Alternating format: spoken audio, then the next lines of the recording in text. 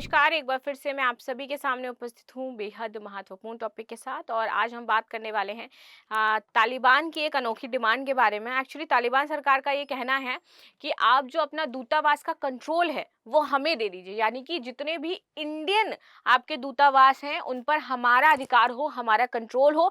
ऐसा तालिबानी जो सरकार है उसने डिमांड करी है इंडिया से।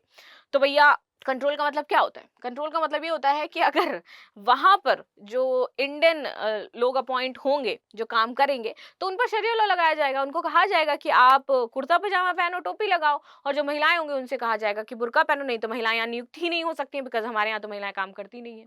तो ये कुछ इस तरीके का मामला बनने वाला है। खैर, अब इस मुद्दे को डिस्कस कर लेते हैं कि इसमें क्या चीजें होने वाली है। मेरा नाम है प्राची मिश्रा और संस्कृति आईएएस के इस प्लेटफॉर्म पर आपका बहुत बहुत स्वागत है।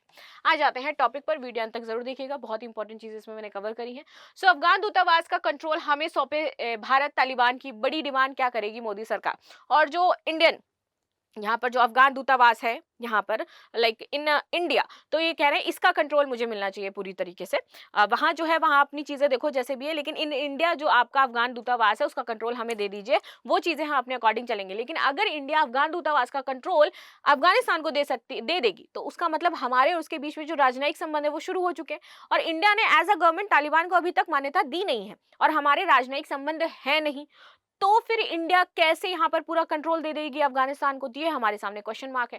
अगर उसने कंट्रोल दिया तो सीधे तौर पर इसका मतलब यह है कि हमारे अफगानिस्तान के राजनयिक संबंध शुरू हो गए और हमने उसे एज अ गवर्नमेंट मान्यता दे दी है। और इंडिया ऐसा नहीं करेगा। चलो समझ लेते हैं इसको थोड़ा सा। तो अफगानिस्तान में तालिबान के विदेश मंत्रालय ने भारत से बड़ी डिमांड की है। विदेश मंत्रालय ने कहा है कि उसने भारत से दिल्ली स्थित अफगान दूतावास की कमान तालिबान को सौंपने की अपील की है। तालिबान की यह डिमांड तब आई है जब भारत ने हाल ही में पहली बार उससे उच्च स्तरीय संपर्क स्थापित किए थे और भारत ने भी अपना दूतावास वहां पर ओपन किया है। पिछले महीने दुबई में भारतीय विदेश सचिव विक्रम मिस्त्री ने तालिबान के विदेश मंत्री अमीर खान मुक्तिकी से मुलाकात की थी। इसके अलावा भारत ने तालिबान प्रशासित अफगानिस्तान के साथ द्विपक्षीय जो समझौते हैं उनको बढ़ावा देने और ईरान के चाबहार बंदरगाह के इस्तेमाल को लेकर के भी बातचीत की थी कि वो कर सकते हैं इस्तेमाल भाई इसका व्यापार के लिए। सुहेल शाहीन का बेटा बनेहा भारत में राजदूत है। ठीक है, किसका? अफगानिस्तान की तरफ से।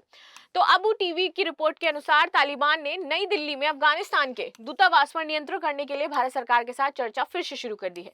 इन प्रयासों के तहत तालिबान ने कथित तौर पर भारतीय अधिकारियों को प्रस्तावित राजनयिकों की एक नई सूची सौंपी है, जिसमें दोहा में तालिबान के प्रतिनिधि सुहेल शाहीन के बेटे नजीब शाहीन को शामिल किया गया है और दिल्ली में अफगानिस्तान का विदेश मंत्रालय नवंबर के अंत से बंद है। तब अफगान जो राजनयिक है इनका कहना है कि वे लंबे इंतजार के बाद भी राजनयिकों के लिए वीजा एक्सटेंशन और भारत सरकार के रुख में बदलाव नहीं कर पाए हैं। तालिबान के अनुरोध पर भारत कर रहा है विचार। भारतीय विदेश सचिव के साथ बैठक के बाद तालिबान ने जो डिमांड करी है उसको लेकर के सूची सौंपी है कि हमारे विदेश मंत्रालय में ये लोग होंगे, तो उस पर अभी इंडिया विचार करे। उसने अभी कोई भी अपना मत नहीं दिया है, ये नहीं कहा है कि हाँ हम आपको सौंप रहे हैं या नहीं सौंप रहे हैं। कनाडा में अफगानिस्तान के पूर्व राजदूत शिंकाई कारोखैल ने कहा कि भारत इस मामले को सावधानी से देखेगा। जब तक उसे नहीं लगता है कि ऐसा करना चाहिए तब तक वो नहीं करेगा, बिकॉज हम इन्हें मान्यता नहीं देते हैं। कारोखैल ने कहा है कि भारत तालिबान के अनुरोध को पूरी तरीके से खारिज नहीं कर सकता है, लेकिन राजनयिक भूमिका के लिए व्यक्तियों की मंजूरी देने में वह अत्यधिक चयनात्मक होगा कि वो कौन से लोगों को यहाँ पर अपॉइंट करवा रहे हैं और वो लोगों का बैकग्राउंड क्या है, क्या करते हैं, कहाँ से आए हैं। सिंपल सिंपल मतलब वो सारी डिटेल लेंगे। चयनात्मक होंगे कि कौन यहाँ पर इंडिया में आएगा एज अ जो राजनयिक बन करके अफगानिस्तान की तरफ से, तो वो इंपॉर्टेंट हो जाता है। उसमें इंडिया बहुत चूजी रहने वाला है। पाकिस्तान की खुफिया और सेना के साथ तालिबान के घनिष्ठ संबंधों को देखते हुए नई दिल्ली इस्लामाबाद के सुरक्षा प्रतिष्ठान से सीधे जुड़े लोगों को नियुक्त करने से ये बच सकती है कि जो पाकिस्तान से जुड़े हैं, जो इस्लामाबाद से जुड़े हुए हैं, जो उनके संपर्क में भी हैं इवन, उनको यहाँ पर नहीं अपॉइंट किया जाएगा। भारत भी काबुल में खोल सकता है दूतावास, ऐसा कहा जा रहा है कि जो भारत है विचार कर रहा है काबुल में अपना दूतावास फिर से ओपन करने का, जो उसने काफी लंबे समय से बंद कर रखा है। 2021 से जब से तालिबान आपकी गवर्नमेंट आई थी तब उसके बाद से ही भारत ने अपना दूतावास काबुल में बंद कर दिया था, लेकिन अब दोबारा से शुरू करने की यहाँ पर बातें कही जा रही हैं। नई दिल्ली दूतावास के अलावा अफगानिस्तान के भारत में 2 वाणिज्यिक दूतावास हैं, एक मुंबई में और दूसरा हैदराबाद में हो जाता है। तो टोटल आप देखोगे तो 3 दूतावास हो जाते हैं, एक न्यू दिल्ली, एक हैदराबाद और एक मुंबई। किसका है? अफगानिस्तान का दूतावास है। और ये तीनों ही दूतावास पर कंट्रोल चाहता है अफगानिस्तान।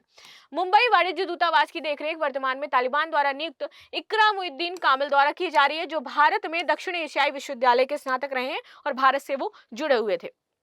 अब ये स्टेप भारत को लेना है कि वो भैया पूरा इनको चार्ज देता है या नहीं देता है, क्या करता है, तो ये आगे का स्टेप होगा। बाकी आपकी क्या राय है इस मुद्दे पर ज़रूर बताइएगा। मिलते हैं नेक्स्ट क्लास में, तब तक के लिए धन्यवाद। लाइक शेयर सब्सक्राइब करना बिल्कुल भी ना भूलें and thank you so much.